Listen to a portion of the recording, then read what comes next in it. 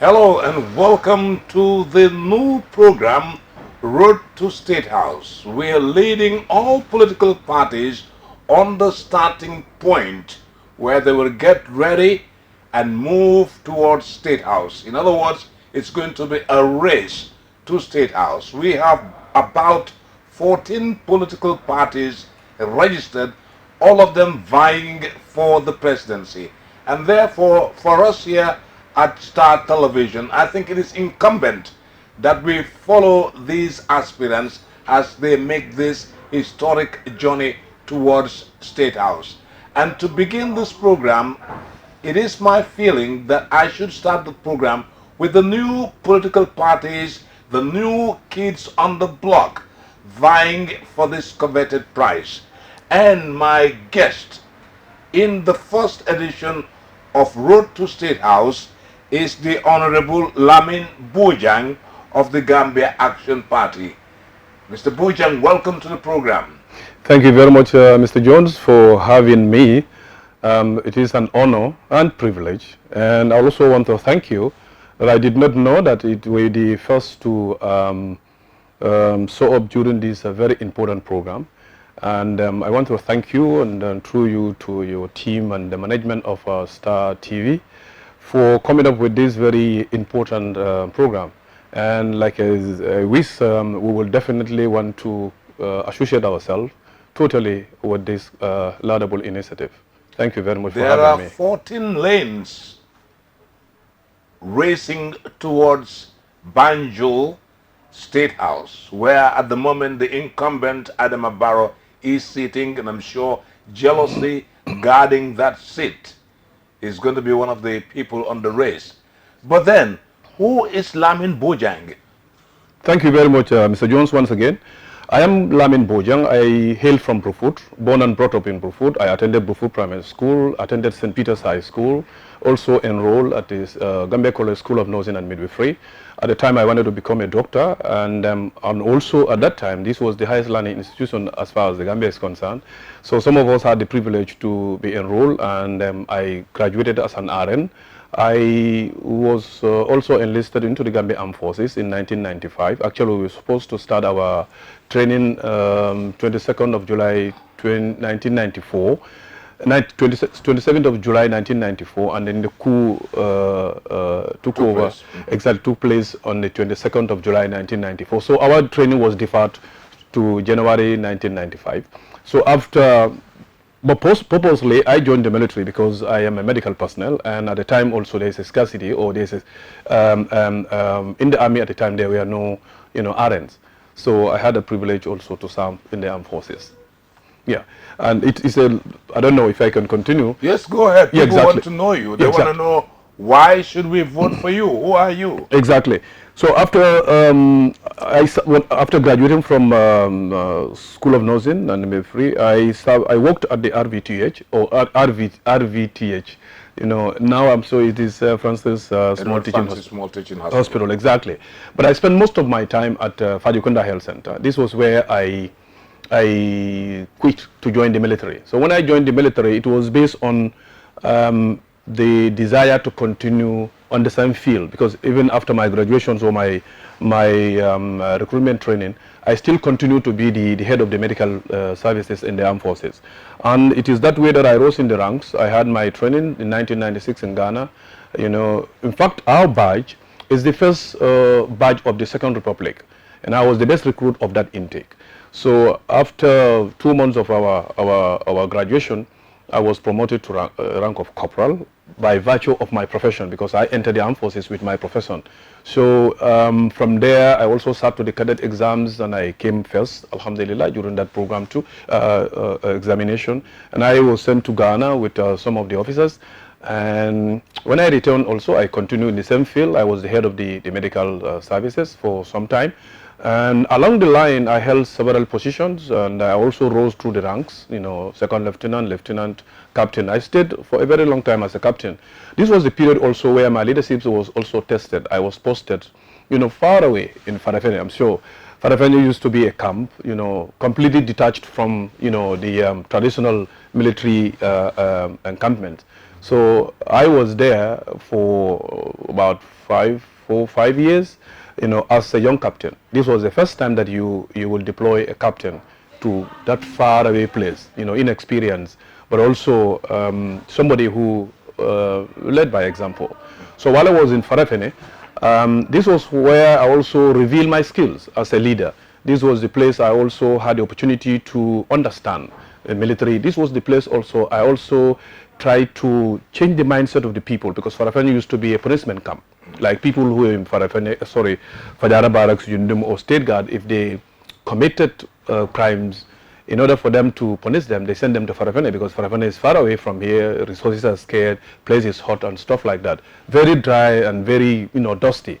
So when I went there, I went with that, I knew already the problems that were there. So when I went there, I tried to change the mindset. We first started by planting trees to make sure that the place is beautiful, cool, and I led that one. And also, while I was there was this road construction team, Al-Kharafi, constructing Farafene Lamin Koto Road. So I used their presence also in Farafene at the time to help us also change the Farafene military barracks, but not only the barracks, but the Farafene township as well, because I embarked on a lot of communal works like cleaning and stuff like that. And with time, we were able to achieve what we wanted to do. The place was green. Farafene becomes the envy of many of the soldiers. If you are in Farafene, you want to, like, especially those people who hail from the provinces, they all want to be part of their families. They want to be close to their families. So they will request from the authorities here to send them there, to be with us there. So that notion and that belief that Farafene is a punishment camp was, gradually diminished. So when they brought me back from Farafene, I went on a peacekeeping mission. I also continued my trainings. I went to Ghana, I went to Nigeria, I went to UK, US for many courses, different courses in different fields, conflict resolution, defense management, leadership, and all, you name them. So I came back better with knowledgeable, skilled, ready to serve my country. Okay. When did you leave the army? I left the army. No, I did not leave the army. In fact, improperly, I was retired. You were retired from the army? Exactly, yeah. That was in 2011. And then what did you do after the army? No, after retirement? I was redeployed, from the army. Yeah, I was redeployed to the foreign service. Oh, foreign service. Exactly, yeah. So my first place was at Saudi Arabia as the deputy head of mission. I was in Riyadh for about 15, 16 months. Then they promoted me, and then I become the consul general, based in Jeddah, also responsible for Hajj, and also, students that are also in our catchment area, and also those that are in Saudi Arabia, but also try to foster the relationship between the Gambia and Saudi Arabia, because at the time that I came in, the relationship was a bit soured. It wasn't good at all. So, but, with time, we were able to achieve a lot. And that's where Saudi Arabia, that's where we met? Exactly, yeah. I remember, yeah, exactly. I remember when you performed 2012, yes. I think that was my first Hajj. That was time we met. It was also my first Hajj. First Hajj, exactly, yes. But Alhamdulillah, I performed Hajj for 5 times. That was a privilege. I wish I could. Exactly, I know. I know. Gambia Action Party. Yeah. The leadership seemed to change. Yeah. I think Bachili was the man in the front of the party. That's correct. Why the change? The change because, like all the political parties have that similar history, like UDP, PDOIs, and other political parties. Somebody must have conceived the idea that he or she wants to establish or register a political party, and exactly that was what happened in the case of Bachili. Bachili conceived the idea that he wants to register a political party. He's a very loyal person to government people. He's a very kind person, and then he came from that background too. If you knew him, and those of the viewers that also knew him, so it was along the line before they registered the party that he came across some of us. They came to me to seek advice, and it was during our interaction that they think I am a reliable person that they can work with. It was during that process that we came very close, and we used to discuss about politics. But at the time also, I was committed to the government of the day. So I did not want to surface. I did not want to come to the limelight. So I remained on the background. But though I was working with them, just to make sure that, we put, certain things in place. So it was that way until my nomination. My nomination, like I put it, and many journalists asked me, and exactly that was how it happened. I was away when this nomination took over. But then before that time, we had interacted several times. So they must have seen certain things in me that would have. What are those things? Why you? Why me, Mr. Jones? I live in the military. I served the Gambia, and I served the Gambia diligently. I served the Gambia in the armed forces that was supposed to protect Gambians, the lives of Gambian people and their properties and the territorial integrity of this country. And nothing swayed me from that path. I stood on those ideologies. I make sure that I live by leadership by examples.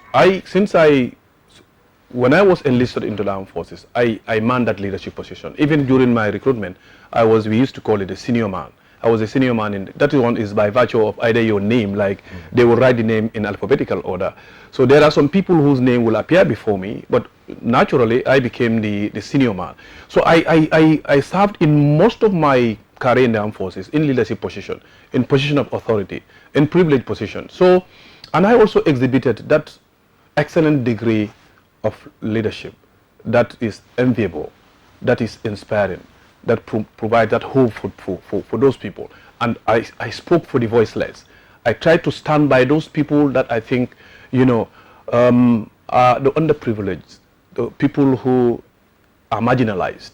These are the people that I fought for. And as a result, it will not take time if I interact with you for you to see those qualities in me. Because not only would I possess them, but I also want to show them. I make sure that I lead my soldiers. Like, for instance, the typical example is that if I give you a job to do, I don't tell you go and do it. I lead you to do it. Those are typical of me. And I have lived my life that way too. I have, while I was even going to college and even when I was in the military in those lower ranks, I used to mobilize. There were a lot of youth around me. I used to be a manager of a football team in my own town, Bufut. And we used to organize certain things that were amazing. And those are like some things that I think were very, very good, in my community. We will clean mosques, we will clean markets and stuff like that. So because I think I live by leadership by example. Why is GAP the action party? We believe in action. And actually, that is, we're trying to speak a language here, and we try to sell an idea here that the Gambia has reached that point where we don't have to believe politicians. Let us try and create our leaders. You are a politician. No, I'm not a politician. We're trying to fill a leadership gap here. You're running for the presidency, okay, and that qualifies you as a politician. Okay, you will be making promises to the Gambian people, right, to win their votes. Exactly. And that qualifies you as a politician. Exactly. So if that qualifies me as a politician, okay, now I admit it. Yes, all right. I would admit it. But then we are an action-oriented party. We do not believe in. I'm not going to give promises that are far-fetched or that cannot be realized.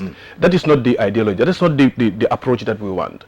We want young people to be heard, young people to be trusted. We want a leadership that can inspire them. So Gambia Action Party is an action-oriented.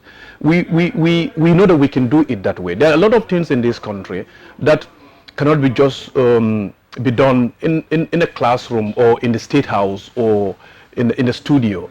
Yes, you have to change the mindset of the people. Yes, you have to talk to the people for them to understand. Yes, you have to interact with people. But we think we have to lead. We have to lead. And that radical mind is what we have.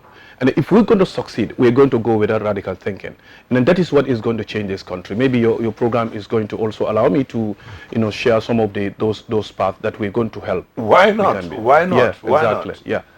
What is disturbing you? What is disturbing Gambia Action Party that has made them competitors in this race?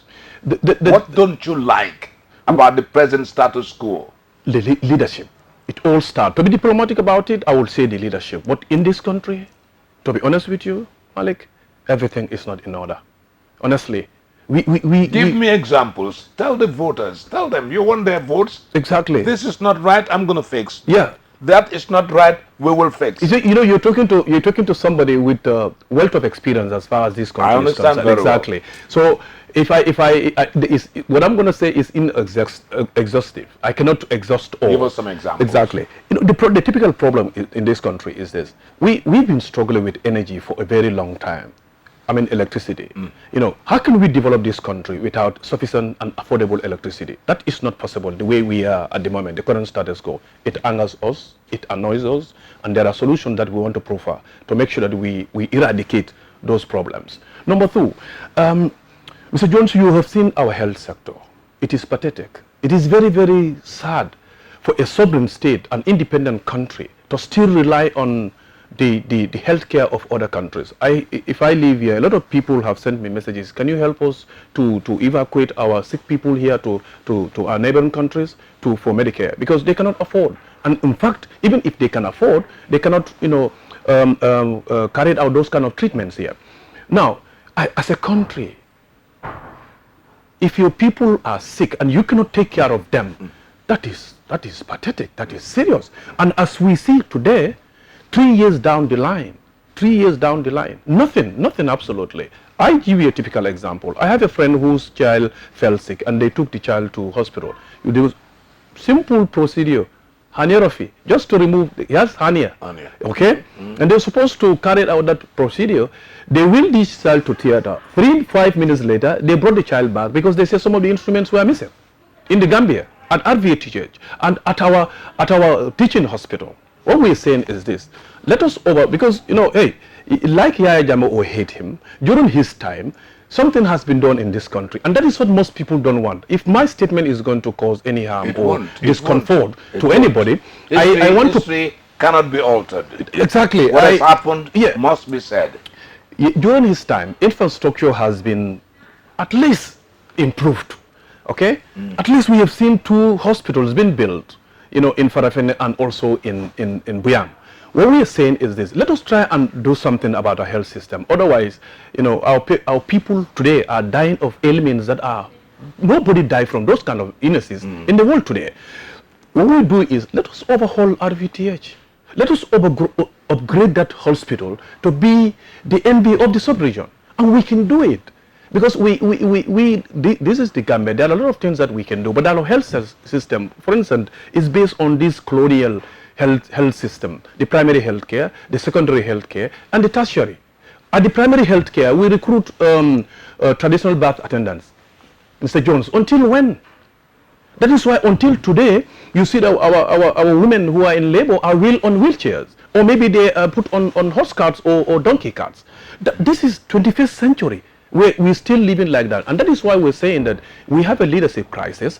That is the most disgusting thing in this country. We have no leader at all. The leadership in this country is kaput. It has held this country at ransom, and then we are stagnated as far as developments are concerned. Number 2 is about agriculture. Today we have seen the National Assembly has passed the bill, 2020 bill, with the amount of money to be spent on the presidency is more than what is going to be spent in agriculture. No, but look, let us be realistic. Now, how can we move forward if we don't want to go into agriculture? Because Allah has given us, no, we are not here for coincidence. Allah has created Gambia, and there is a reason why we're here. No, we're not a country that is totally, you know, without any mineral resources. We choose River Gambia, or we chose River Gambia as our logo for a reason, because we're trying to also transmit, we're also informing people that this is something can serve as a breadbasket of this country. What we are saying is this: in this country, we're told that the statistics stands that 60% of our population are young people.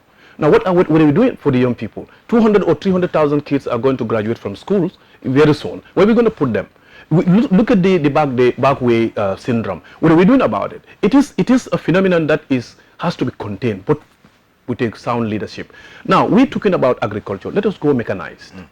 That is the only thing that is going to stop us from the borrowing, and that is what is going to also generate the income for this country, and that is also what is going to move us forward. Let us talk about look at the health sector. For instance, if you are living in Brookwood, for instance, and you have certain kind of disease or certain kind of health issue, and then you are taken to RVTH and your medical bill is $100,000. that you have to. How many people can provide that? It is very difficult. Why can't we go medical insurance? Why can't we change the mindset of our people? $100 can provide you 100,000. $500 per month can provide you that amount of money. These are some of the things that we're talking about. We're saying, why can't we employ 2,000 kids, 2,000 young people, go mechanized? If you go mechanized, is it that a formula that is that difficult that people cannot understand? No, Mr. Jones. If you go to Sanyan today or Gunjur, you will come across factories there. The factories was an understanding between the Gambia and a superpower. Now, this is the Gambia, small as the Gambia. I think if I am my records will be correct, Gambia is in the sub-region the only country without even fishing trawlers. Now look, we have all type of fishes in our water. We are saying that is a misplaced priority.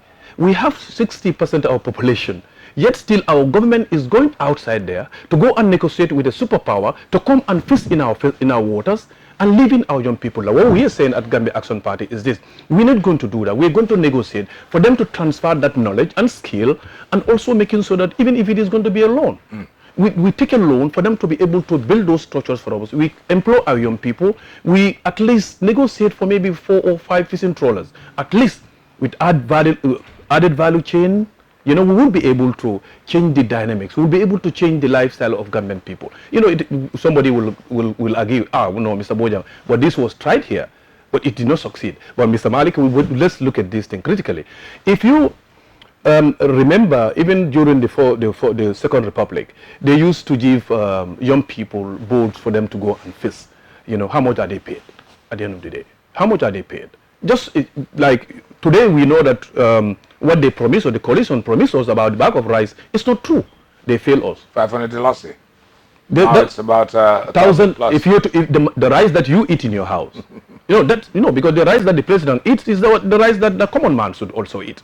Now, that bag of rice is about 1,700 or 1,650, because that is a salam, that is the best quality that everybody wants. But we are even struggling to have 1,250 to buy a bag of rice. But they told us that they're going to make a bag of rice 500. That dream is shattered now. It's not realizable. It was political talk. But those are some of the things that we want young people to be involved in politics. We want young people to lead. Let us change our destiny. And our destiny is now. And that is what Gambia Action Party is talking about. Let us try and pay our young people. How many diplomatic missions do we have abroad? Filled with staff. What do we do? Nothing. Nothing, absolutely. And that's what Gambia Action Party is talking about. We have to fight corruption in this country. You have to be inside to know the way they fashion corruption in this country. They are telling me the other time that GRA said that they can provide, 13.something billion, I don't know what, annually or whatever. This is a chicken change. Corruption in this country is fashioned in a way that you have to be inside for you to understand. We have to fight corruption. You see, ICT is not luxury. It is no more a luxurious thing. It is there to help nations, countries to move forward. And then look, we have to employ this particular, technology for us to be able to curb certain things. Somebody will say maybe this man is suffering from brain drain. No, it is not it. If you go to Rwanda today, you see what they're doing. This is a typical example that we are all parading today, that Rwanda is the model. The Arab world is entering Africa through Rwanda. What did they do? No, they did not start from there. If you know their history, they started from a very difficult starting, right? But today they are providing smartphones. 1,000 parts, all produced locally. What is the problem? Do they have a divine formula? No. It was all the commitment of the leadership and they believe in their people. And that is what Gambia Action Party is talking about. Let us go mechanized. Let us making sure that we formulate policies that will also make sure that we harmonize that mechanized farming with the traditional farming, so that the traditional farmers will still continue to do their farming, but the mechanized farming will also ensure that it generates that income for the country, but also be able to generate. Japan did the same thing, and other countries also did the same thing. They make sure that they use their people to be able to produce, because look at the amount of money, 200 and something thousand million dollars is per month. That's what we are spending on rice. Mr. Jones, these are some of the things that's why we believe that Gambia Action Party is the party to the State House. And you see, this is a natural evolution. you have created a party, you have created a platform, and then you see you have also, invited us. Just a joke. This is the Road to State House taken off at Star TV, and of course, my my first guest on this show is Lamin Bojang of the Gambia Action Party. Mr. Bojang, what is your outreach? How are you going to make sure that Gambians hear your message? We're not talking about the urban area alone. Right. But how do you manage to get all Gambians come on your side and give you the presidency? And that is what we are good at, and that's what we're doing. This the local adage say "Julol kanyo dan suta yarolla," and that's what we're doing. We're making sure that we beat them on their game. And what we're trying to do is that... What game are they playing? The game that they're playing is to tribalize our politics. Okay. We're not going to do that. Our politics is all inclusive. That is what is our approach. Our manifesto is a very rich one. We put it to the scrutiny of a lot of experts, and then it stands to be one of the best, manifestos. And depending on how we're going to flesh it, and that is what we're going to do. We're going to beat them on their own game. How are we going to reach out? That is what we do. From here, I have host of programs that I'm going to attend. We are ready for this, and then we're doing exactly what we believe in, and we are now, for instance, the urban areas. We have people, everywhere. It's becoming a household name. We're not coming out to go and organize a rally at Buva Zone or maybe Brufut or maybe Sukuta or somewhere else. But we have a strategy. There's a strategy that we're working on. We're making sure that we reach out to the people. We're making sure that we dominate the Facebook, and you will see all these things happening. And then we are working with experienced people, even in the diaspora, who are branding us, as a political party with a different approach.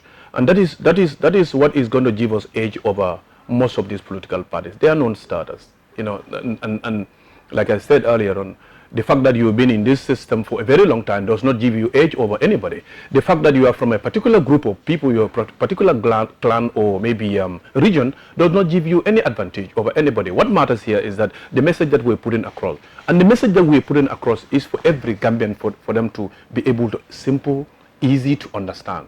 And our manifesto, once we put it at the public domain, I'm sure we will receive the acknowledgement that we're looking for. You've mentioned your manifesto. Yeah. Can you give me a summary of what is contained in your manifesto? A lot of things, like I have just a summary. Exactly. Just we look at the country as a whole, and then we try to look at, like, for instance, all this. This is a government in waiting. So that's how we made our manifesto. A government in waiting, in a sense that we look at the energy sector, the health sector, the education sector.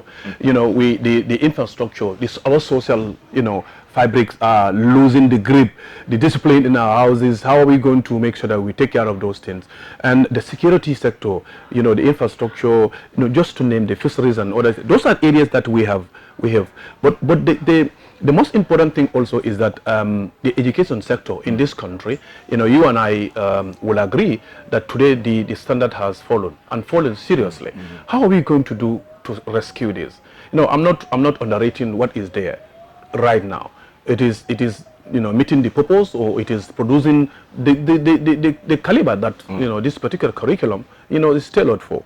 But what we are saying is that for how long, like the kids that are graduating from university and other colleges, what do they do at the end of the day? Let us have that kind of producing mind.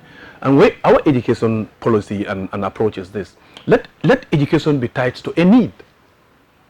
Let us have a cluster approach to our education system today. Let us ensure that we help our young people who are, ready to learn and are ready to even invent. And that is what Gambia Action Party is all about. We want to make sure that our education is tied to our needs.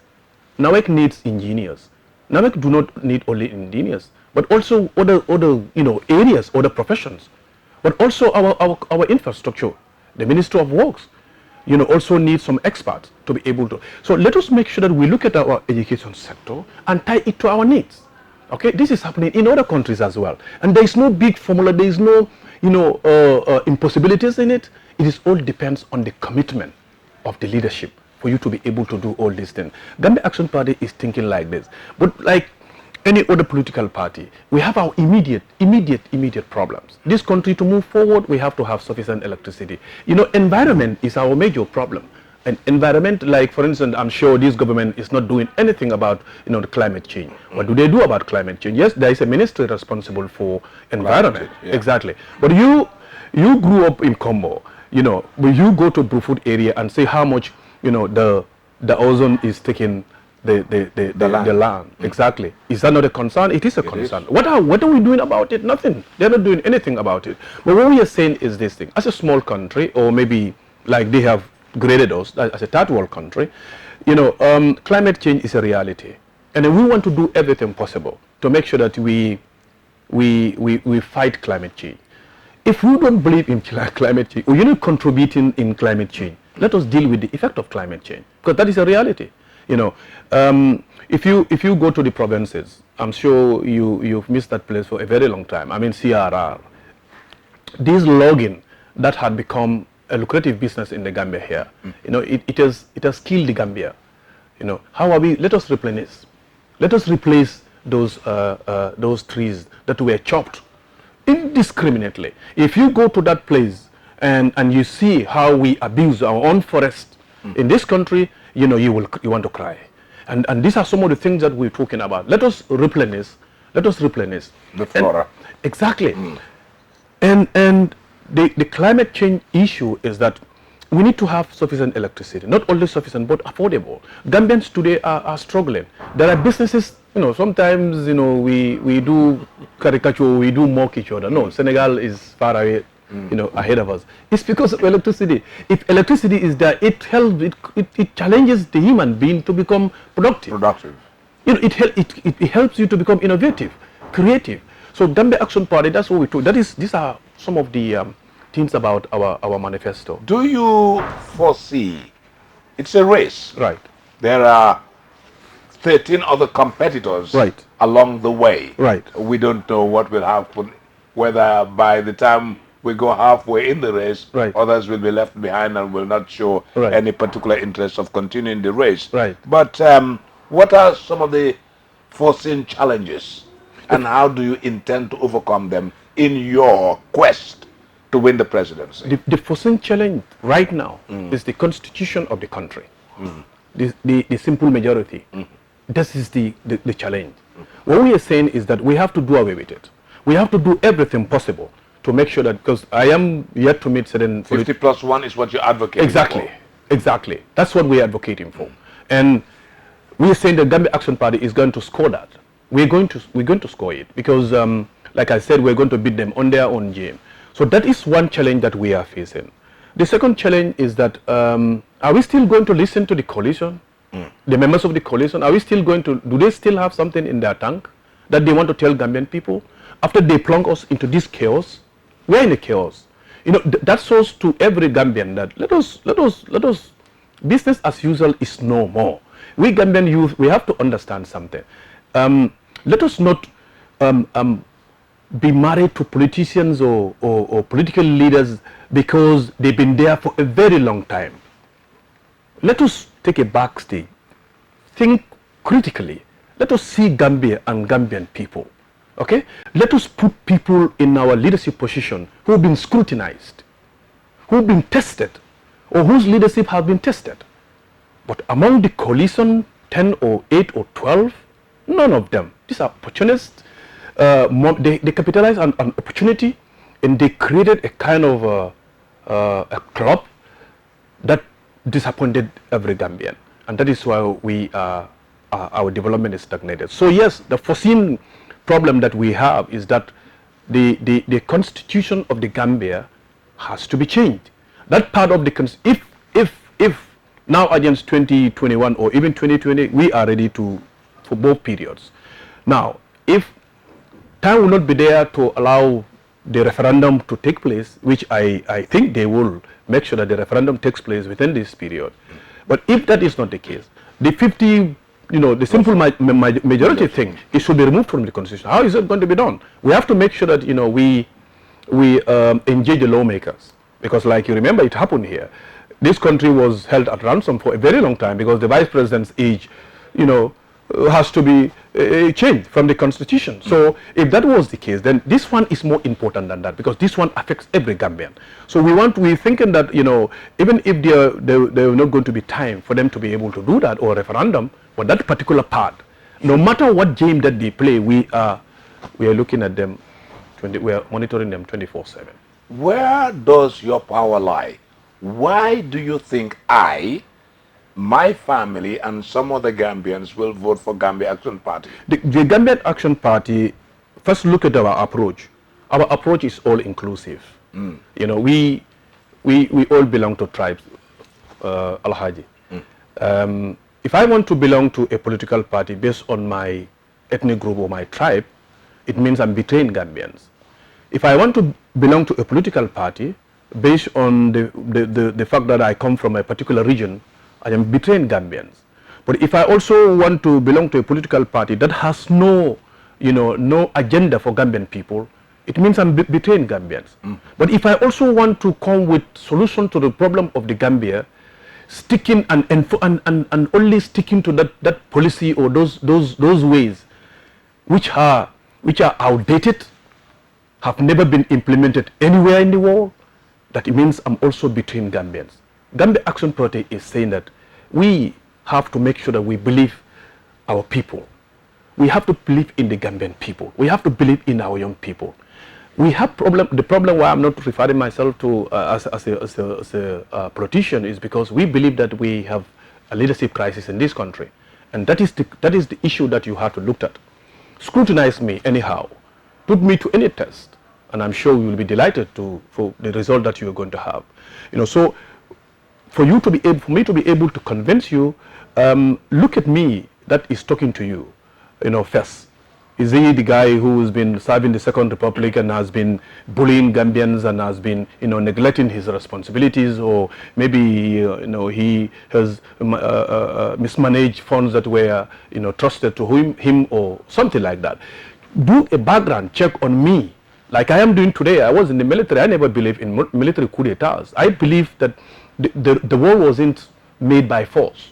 It was a desire, So I do not want be part of a group of people who are that greedy, to lead this country. If we have a leadership that is, sharing the same ideology, the same wishes and aspiration with us, we do not mind to fuse. We do not mind to come and work together.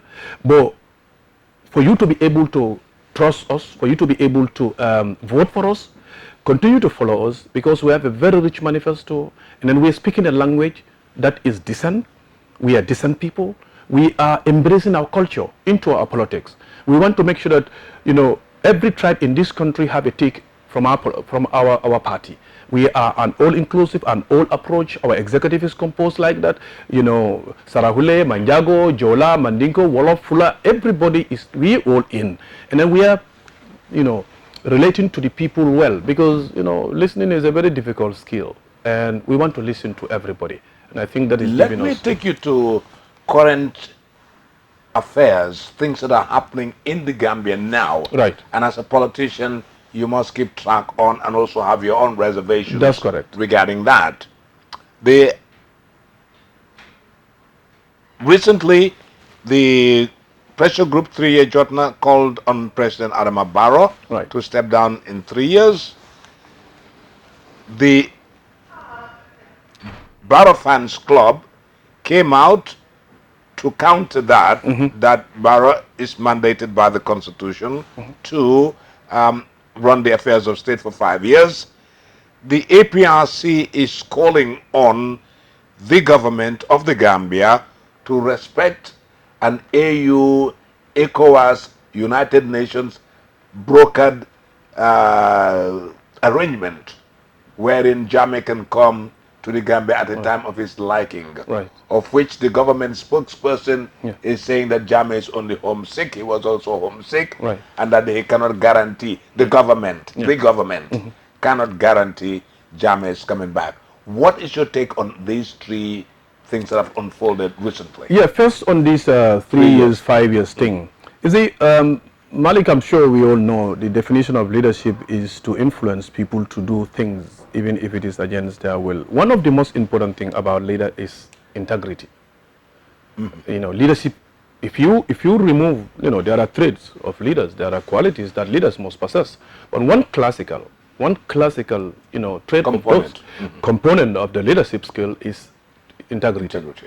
That moral principle, that honesty, it is key. Select me, vote for us. But those are some of the most important things about a leader. Now, if a leader compromised, you know, these components of leadership, then he is not a leader. You know, he's not a leader, because the followers will not respect him. And our country today, we have found ourselves in that kind of situation. We do not have a leader that has an integrity. We do not have a leader that is honest. We do not have a leader that obeys or follows those moral principles, because that is why I want young people to be part of the politics of the Gambia today, and let them listen to us and be part of us, because we are going to change that one. The 3 years and the 5 years thing, I am sure the people who came out on Sunday were not Barrow supporters or not Barrow fan clubs or whatever. Some of them were there because they believed that Barrow should be there for 5 years, not necessarily supporting him. Because, yeah, I knew of people who were there not supporting Barrow, but they were there because they want to make sure that, you know, the constitution, you know, stands at the end of the day, you know, because the constitution is 5 years. But let's look at the 3 years. The 3 years, why the 3 years? Why? Because we've never heard of the 3 years before. The 3 years simply because the coalition came together and they deceived Gambians. There's a deception, the politics of deception. That is what they are known for. And if I deceived you, if you send your child to go and fetch water for you, and you said, if you come, I'll give you tala or, you know, taransu, or I'll give you black mint or a candy, and the child returns and you don't do that, you have breached that trust between you and your child. If you are a leader and then you said, we're going to lead this country for 3 years, you know, okay, Gambians were agitated. We, you know, those remarks or those promises were received with jubilation. You know, we were all happy that, okay, they're going to be here for 3 years and it's going to be a transition period for them to go. And we all came out and voted. We did everything. Every Gambian did one thing or the other. Others voted, others did some other things. You know, but to make sure that, you know, there's a change. And that was what we were all yearning for. And then we had that change. But then the thing is that the 3 years thing, the people who authored, or the architect of that particular 3 years thing, failed Gambians. They failed us because we knew that if the leadership, there is a sound leadership, they would have maybe 6 months or 3 months of their administration, they could have come back to us, because at that time we would have expected that they have assessed, because there are cores of the coalition, the CRC, the TRRC, the security sector reform, and also the civil sector reform. These were core, you know, responsibilities of the coalition. Okay, but along the line they failed. Along the line they disintegrated. Along the line they collapsed. They collapsed because they did not have the Gambia at heart. All that they had at heart was their pockets, and that is what they are manifesting today. So the 3 years was a camouflage. A camouflage, if I want to use that word, camouflage. Absolutely. Exactly, to lure Gambians into a kind of a trap, and that is a trap that we're in. So we, Gambia Action Party, unfortunately we're not part of the coalition, but what we are saying is that we are seeing Gambia and the Gambian people. So whatever is going to come during this process, it is no Gambian will revolt against, you know, the administration of Barrow. Had there been no, you know, issues like this, we're going to see him to 5 years. Okay, but they did so. So if any Gambian is going to come out, or Gambians coming out, make sure that, you know, they are protected. Make sure that they are not harmed. Make sure that if you're going to apply any type of force, let it come straight to what, you know, they are coming with. Because what they are demanding, you are the one that promised them. So you cannot fool us anymore. Nobody can fool us anymore. That was a politics of deception, and that is what we cannot condone anymore. So the 5 years thing, yes, it is the constitutional requirement, mandate for the president. That is true. But yeah, if you're going to do that, do it with courtesy. You know, we are Gambians. We have that maslaha thing. We all know the Gambians have to stop this maslaha syndrome. You know, but talk to us. You spoke with us when you needed our votes. We voted for you, and now you're coming outright at political platform to threaten us. Well, that is not what we're going to accept. Don't threaten us. Let people don't threaten Gambians. Let leaders stop threatening Gambians. Let them make sense. If they make sense, Gambians will listen. And that is what is not in Barrow's camp. He stood out to tell people, I am the president of this country and nobody can remove. No, nobody can remove you from there. That is true. But we will tell you also that you deceived us. And you have lost your integrity. You are not an honest person. You are not that type of leader that Gambians are looking forward to. Okay? So the 5 years thing, yeah, people came out to show that, the president should be there for 5 years because they were confused. The transition. You told us that you're going to be there during the transition period. And these are the type of leaders that we have to be very, very careful. Because if we give him another mandate, something else is going to come that is not going to help Gambian people. Now, yes, there is a lot of other things that are in the Jammeh situation. The Jammeh situation. It was just after some time that I read the agreement between the Jammeh, AU, United Nations, and ECOWAS. Exactly. I read that, and I think they have every right to come out to remind the authorities, even though it wasn't between that the parties and government. Very well. But the thing is that they have to talk to a party, and for them the most accessible is the government. Now the government will direct them. Okay, we've had your complaints. We know that this is what you want. But okay, we will now table it with the people who are concerned, because it's the government that's supposed to speak on their behalf, because their leader is outside the Gambia now, and they want their leader to come back. And part of the agreement is also, it is also stated that, okay, they say I should not say a declaration, is also stated that he can come back and nothing should happen to his properties, the ministers and his supporters. This was agreed on. But we have not, we've seen even the government breach that part of the agreement. So for them to go to the government and request for his return, they are doing the right thing. And I think the government should listen to them.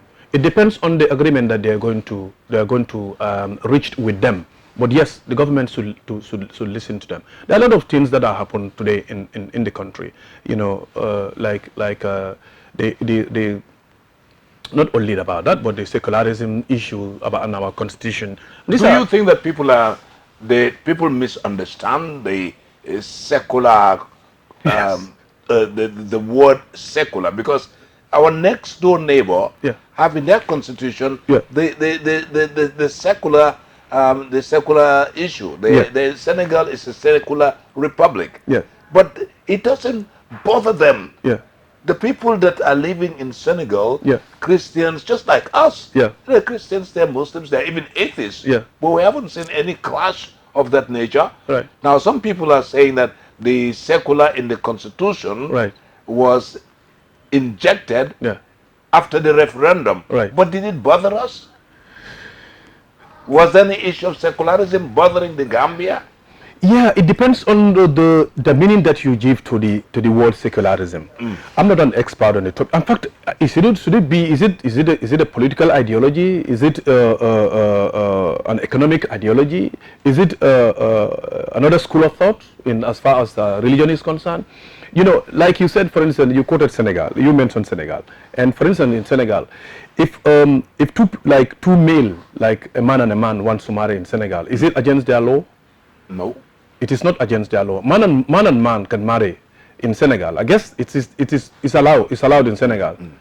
If a woman wants to marry two husbands, polyandry, it is accepted in Senegal, I think, under their current status quo, under their current arrangement, like as a secular state, it's acceptable, right? Well, if for instance the lesbians want to marry in this country, it is acceptable. In Senegal, it's acceptable. Secularism, in my point of view, I listen to imams and people, exactly, and also activists, and they are all giving their meaning to the word, exactly. You see, in France, for instance, France also has secular. A secular state. United Kingdom also has. It's a secular state. You know, United States also, it is a secular state. You see, the thing is, let us not give us the superficial layer of what secularism is all about. Secularism, it entails more than that. You see, these are some of the things that we have to tell the Gambian people for them to decide. Because at the end of the day, we are going to vote against, you know, the constitution in entirety if these things are not resolved. You understand? Secularism. The Gambia is known to be a we are cultured people. You know, we are people with morality. We are disciplined people. We are decent people. We are Muslims and Christians and other faith. Okay? Alhaji Malik, what is important is that in a secular state, like for instance France, let me take a typical example in France, they do not stop Muslims from constructing a mosque in public places. That is not the issue. I lived in Finland most of my life, and I have prayed in mosque in a public place. The mosque that I usually pray Friday prayers is in a public place. Okay, and my first time that I prayed in that mosque, it was that small size, only few suppers, you know, in the mosque. The next time I went there, it was extended. The next time I went there, it was extended. So that means that even in the typical Christian community, non-believers community, they are accommodating Islam. They are accommodating Muslims. Okay, that is in Europe, in the Western world. Okay, and it's a secular state too. Because I remember one of their elections, a lesbian, a gay, you know, contested for a presidency or a prime minister in that country. Now, secularism, you know, don't tell us that is what it means, like what the woman said in the National Assembly. That is just a superficial thing about secularism. Secularism has a bigger, you know, look. If a secular state, if we allow Gambia to become a secular state, I want to be on record on this. It means we're telling Gambians that not only you're not going to demolish any mosque anywhere, no. But what we are saying is that if two people, two male, two female, or if somebody want to change from a woman to man, or a man from man to woman, it's all accepted. It is something that is there to give people that kind of leverage, that freedom to do anything that they feel like doing. And also, women can say, okay, men are marrying 2, 3, 4 wives. They can also go in to go marry 2 husbands. Okay, it is because that secularism has given them, because the country is divorced completely from the religion. So people are at that freedom, people have that liberty, people that have that choices to do whatever they feel. There's no morality, there's no culture guiding it, there's no religion that is not what we want in this country. That is not what we are fighting for in this country. We've all grown in our various communities, and we've seen how Christianity and Islam have lived together.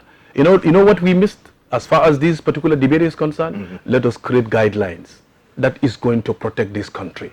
How Christianity, Islam, and other faiths are going to live side by side harmoniously. We do not need secularism or whatever kind of ideology. What we need are guidelines. Let us give guidelines to our civil servants. Let us give guidelines to our people that this is what Gambian government wants us to perform our religion.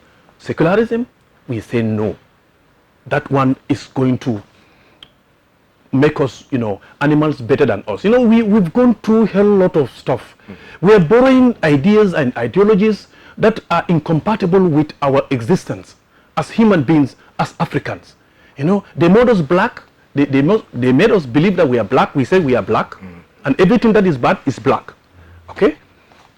They made us believe that we are third world countries. Yes, we said we are third world countries, but we are equally contributing the same as far as UN is concerned, as far as other organizations are concerned. We accepted that.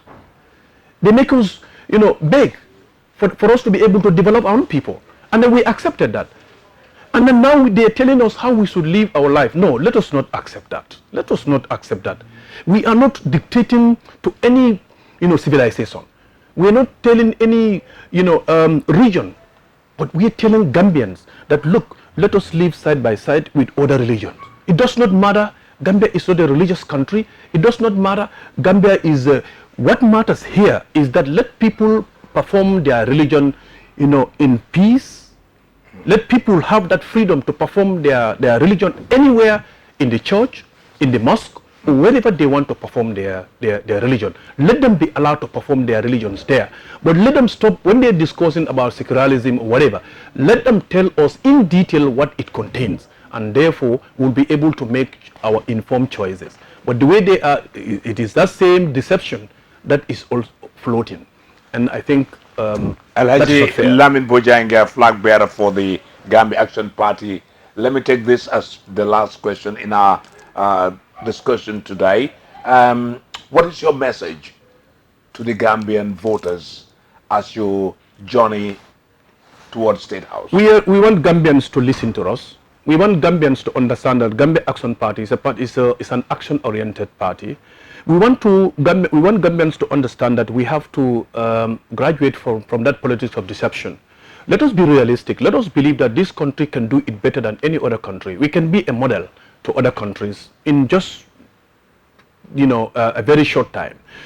Let us also believe that our leadership has failed us. Let us also believe that our coalition members have failed us.